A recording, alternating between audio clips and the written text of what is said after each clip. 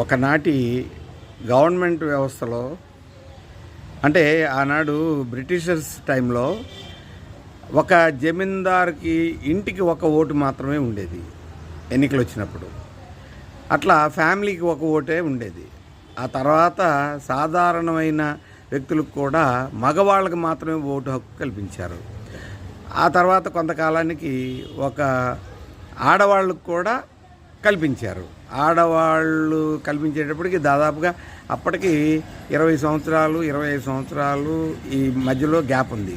So అదేవిధంగా community feelings చాలా వచ్చినాయి. కాబట్టి ఈ రోజున గవర్నమెంట్ ఒక డెసిషన్ తీసుకోవచ్చు. ఏవో పలానా కమ్యూనిటీ అయితేనే ఫ్యామిలీ మొత్తానికి ఓటు హక్కులు ఉంటాయి, లేనట్లయితే మీరు వేరే కమ్యూనిటీ అయితే కంపల్సరీగా ఇంటికి ఒకటే ఓటు హక్కు ఉంటుందని ఎందుకు పెట్టకూడదు?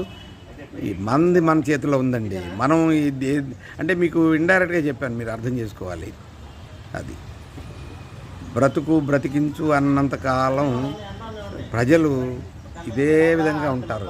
ఉచితాలు ఎంతకాలం అంటే ఎంతకాలం ఇస్తారు? పోగేసి కొవ్వేసి మీరు చేయండిరా బాబు అంటే ఈ విధంగా చేసుకుంటా పోయి నాశనం చేస్తున్నారు. అన్నీ ఉచితాలు.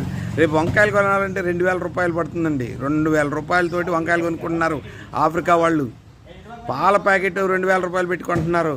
అది ఆ దుస్థితి ఆంధ్రాకి మొట్టమొదటిసారిగా వస్తుంది, తెలంగాణకి మొట్టమొదటిసారిగా వస్తుంది. నేను చెప్తున్నాను, మేల్కోండి. అది నేను చెప్తున్నా.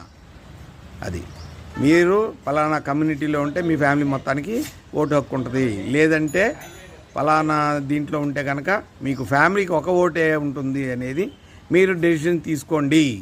Why not? ఎందుకని? ఈ హిందూ సమాజాన్ని నిలబెట్టండి, బతికించండి. ఇంకా కొంతకాలం అందరూ బాగుంటారు, హ్యాపీగా ఉంటారు. నాశనం చేసేస్తున్నారు.